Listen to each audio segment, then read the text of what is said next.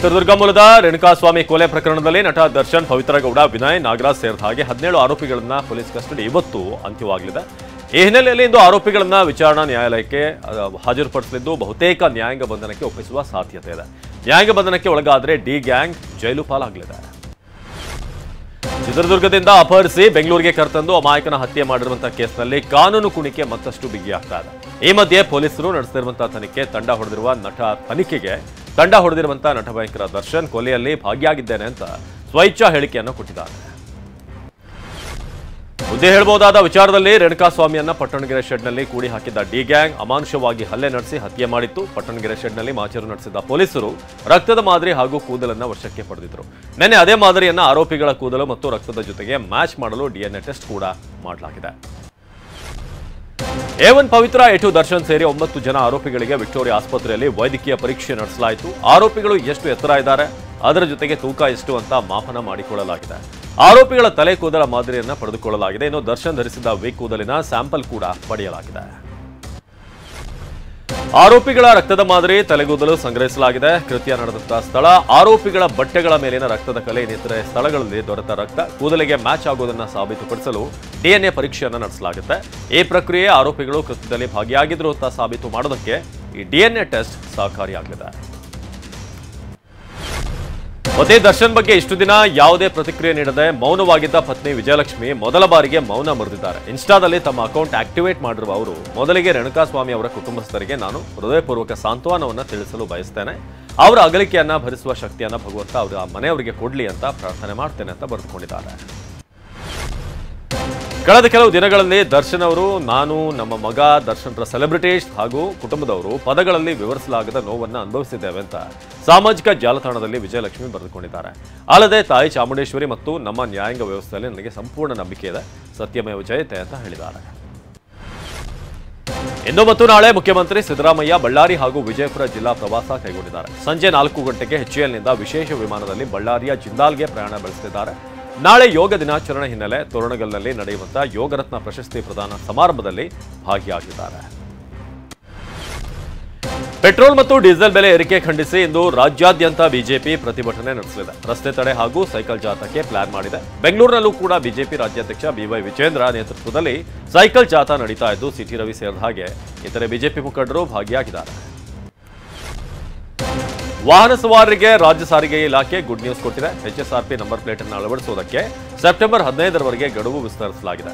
2019ರ ಹಿಂದಿನ ಹಳೆಯ ವಾಹನಗಳಿಗೆ HSRP ನಂಬರ್ ಪ್ಲೇಟ್ ಕಡ್ಡಾಯಗೊಳಿಸಿದೆ. ಈಗಾಗಲೇ HSRP ಅಳವಡಿಸಲು 3 ಬಾರಿ ಗಡುವು ನೀಡಲಾಗಿತ್ತು. ತೈಲ ಬೆಲೆ ಏರಿಕೆ ಬೆನ್ನಲ್ಲೇ ಬಸ್ ಟಿಕೆಟ್ ದರ ಹೆಚ್ಚಳದ ಬಗ್ಗೆ ಸಾರಿಗೆ ಸಚಿವ ರಾಮಲಿಂಗಾರೆಡ್ಡಿ ಸುಳಿವು ನೀಡಿದ್ದಾರೆ. ಬೆಂಗಳೂರಲ್ಲಿ ಮಾತನಾಡಿದ ಅವರು 2014ರಿಂದ BMTC ಬಸ್ ಟಿಕೆಟ್ ದರ ಹೆಚ್ಚಳ ಮಾಡಿಲ್ಲ. ಡೀಸೆಲ್ ದರ ಹೆಚ್ಚಳದಿಂದ ಹೆಚ್ಚು ಹೊರೆ ಆಗುತ್ತೆ.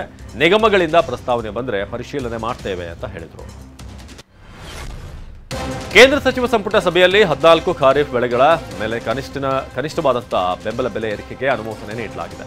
ಭತ್ತದ ಮೇಲಿನ MSP ಬೆಲೆಯನ್ನು 1533ರಿಂದ 2300ಕ್ಕೆ ಹೆಚ್ಚಿಸಲಾಗಿದ್ದು, ಜೋವರ್ ಮೇಲೆ MSP 2247ರಿಂದ 3371 ರೂಪಾಯಿಗೆ ಏರಿಸಲಾಗಿದೆ.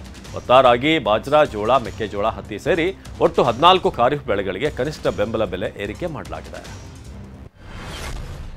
ಜೂನ್ 18ರಂದು ನಡೆದಿದ್ದ UGC ನೆಟ್ ಪರೀಕ್ಷೆಯನ್ನ ರಾಷ್ಟ್ರೀಯ ಪರೀಕ್ಷಾ ಪ್ರಾಧಿಕಾರ ರದ್ದುಗೊಳಿಸಿದೆ. ರಾಷ್ಟ್ರೀಯ ಅರ್ಹತಾ ಪರೀಕ್ಷೆ ರದ್ದುಪಡಿಸಿ ಕೇಂದ್ರ ಶಿಕ್ಷಣ ಸಚಿವಾಲಯ ಆದೇಶ ಹೊರಡಿಸಿದೆ. ಅಲ್ಲದೆ ಹೊಸದಾಗಿ ಪರೀಕ್ಷೆ ನಡೆಸಲು ನಿರ್ಧಾರ ಮಾಡಲಾಗಿದೆ. ಜೊತೆಗೆ UGC ನೆಟ್ ಪರೀಕ್ಷೆ ಅಕ್ರಮದ ಬಗ್ಗೆ CBI ತನಿಖೆಗೆ ಸಚಿವಾಲಯ ಆದೇಶಿಸಿದೆ. ನಾಳೆ 10ನೇ ಅಂತಾರಾಷ್ಟ್ರೀಯ ಯೋಗ ದಿನಾಚರಣೆ ಆಚರಿಸಲಾಗ್ತಾ ಇದ್ದು, ಪ್ರಧಾನಿ ಮೋದಿ ಜಮ್ಮು ಕಾಶ್ಮೀರದ ಶ್ರೀನಗರದಲ್ಲಿ ನಡೆಯಲಿರುವ ಯೋಗದಲ್ಲಿ ಭಾಗವಹಿಸಲಿದ್ದಾರೆ. ಶ್ರೀನಗರದ ದಾಲ್ ಸರೋವರದ ದಡದಲ್ಲಿ ಯೋಗ ದಿನಾಚರಣೆ ನಡೆಯಲಿದ್ದು, ಮೋದಿ ಸೇರಿ ಸುಮಾರು 7,000ಕ್ಕೂ ಹೆಚ್ಚು ಜನ ಭಾಗಿಯಾಗಲಿದ್ದಾರೆ. 3ನೇ ಬಾರಿ ಪ್ರಧಾನಿಯಾದ ಬಳಿಕ ಮೊನ್ನೆ ಮೋದಿಯವರು ವಾರಣಾಸಿಗೆ ಭೇಟಿ ಕೊಟ್ಟಿದ್ದ ವೇಳೆ ಭಾರೀ ಭದ್ರತಾ ಲೋಪವಾಗಿದೆ. ಕಾರು ಸಾಗುತ್ತಿದ್ದಾಗ ಗುಂಪಿನಲ್ಲಿದ್ದ ಕಿಡಿಗೇಡಿಯೊಬ್ಬ ಮೋದಿ ಕಾರಿನ ಮೇಲೆ ಚಪ್ಪಲಿ ಎಸೆದಿದ್ದಾನೆ. ಬುಲೆಟ್ ಪ್ರೂಫ್ ಕಾರಿನ ಮೇಲೆ ಎಸೆದ ಚಪ್ಪಲ್ ಬಾನೆಟ್ ಮೇಲೆ ಬಿದ್ದಿರುವಂತಹ ವಿಡಿಯೋ ವೈರಲ್ ಆಗಿದೆ.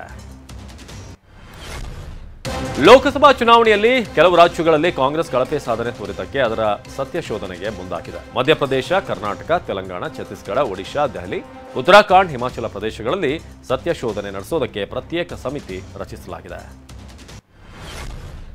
ಸೌತ್ ಗ್ರೂಪ್ನಿಂದ ಎಎಪಿಗೆ 100 ಕೋಟಿ ರೂಪಾಯಿ ಲಂಚಕ್ಕೆ ಸಿಎಂ ಕೇಜ್ರಿವಾಲ್ ಬೇಡಿಕೆ ಇಟ್ಟಿದ್ರು. ಇದಕ್ಕೆ ಬೇಕಾದಂತ ಸಾಕ್ಷ್ಯ ಇದೆ ಅಂತ ಕೋರ್ಟ್ನಲ್ಲಿ ಇಡಿ ವಾದ ಮಾಡಿದೆ. ಪಕ್ಷಕ್ಕಾಗಿ ಕೇಜ್ರಿವಾಲ್ ಫಂಡ್ ಕೇಳಿದ್ದಾರೆ. ಕಿಕ್ ಬ್ಯಾಕ್ಗೆ ಬೇಡಿಕೆ ಇಟ್ಟಿರುವ ಬಗ್ಗೆ ತಮ್ಮ ಬಳಿ ಸಾಕ್ಷ್ಯ ಇದೆ ಅಂತ ಇಡಿ ನ್ಯಾಯಾಲಯಕ್ಕೆ ತಿಳಿಸಿದೆ. ನಿನ್ನೆ ಮಹಾರಾಷ್ಟ್ರದಲ್ಲಿ ಶಿವಸೇನೆ ಸಂಸ್ಥಾಪನಾ ದಿನಾಚರಣೆ ಆಚರಿಸಲಾಯಿತು. ಉದ್ಧವ್ ಠಾಕ್ರೆ ಮತ್ತು ಏಕನಾಥ್ ಶಿಂದೆ ಮುಂಬೈನ 2 ಭಾಗಗಳಲ್ಲಿ ಸಮಾನವಾಗಿ ಕಾರ್ಯಕ್ರಮ ನಡೆಸಿದರು. ಈ ವೇಳೆ ಮಾತನಾಡಿದ ಉದ್ಧವ್ ಠಾಕ್ರೆ, ಈ ಬಾರಿಯ ಮಹಾರಾಷ್ಟ್ರ ವಿಧಾನಸಭೆ ಚುನಾವಣೆಯಲ್ಲಿ ನೀವ ನೋಡೇ ಬಿಡೋಣ ಅಂತ ಪ್ರಧಾನಿ ಮೋದಿಗೆ ಬಹಿರಂಗ ಸವಾಲು ಹಾಕಿದರು. ಬೆಂಗಳೂರಿನ ಚಿನ್ನಸ್ವಾಮಿ ಸ್ಟೇಡಿಯಂನಲ್ಲಿ ಟೀಂ ಇಂಡಿಯಾ ಮಹಿಳಾ ತಂಡ ಹಾಗೂ ದಕ್ಷಿಣ ಆಫ್ರಿಕಾ ಮಹಿಳಾ ತಂಡದ ನಡುವೆ ಏಕದಿನ ಸರಣಿ ಪಂದ್ಯ ನಡೆಯಿತು. 3 ಪಂದ್ಯಗಳ ಸರಣಿಯಲ್ಲಿ ಮೊದಲ 2 ಪಂದ್ಯ ಗೆದ್ದು ಭಾರತದ ನಾರಿ ಪಡೆ ಏಕದಿನ ಸರಣಿಯನ್ನು ಕೈವಶ ಮಾಡಿಕೊಂಡಿದೆ.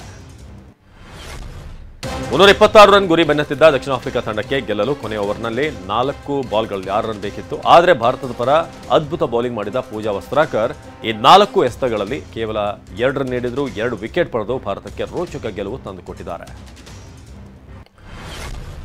ದಕ್ಷಿಣ ಆಫ್ರಿಕಾ ವಿರುದ್ಧದ ಪಂದ್ಯದಲ್ಲಿ ಭಾರತ ತಂಡದ ಪರ ಸ್ಮೃತಿ ಮಂದಾನ 136 ರನ್ ಸಿಡಿಸಿ ರೋಚಕ ಶತಕದ ಆಟವಾಡಿದ್ರು. ಜೊತೆಗೆ ಬೌಲಿಂಗ್ನಲ್ಲಿ ಕೂಡ ವಿಕೆಟ್ ಪಡೆದರು. ಇನ್ನು ಹರ್ಮನ್ ಪ್ರೀತ್ ಕೂಡ ಆಕರ್ಷಕ ಶತಕ ಸಿಡಿಸಿದ್ರು.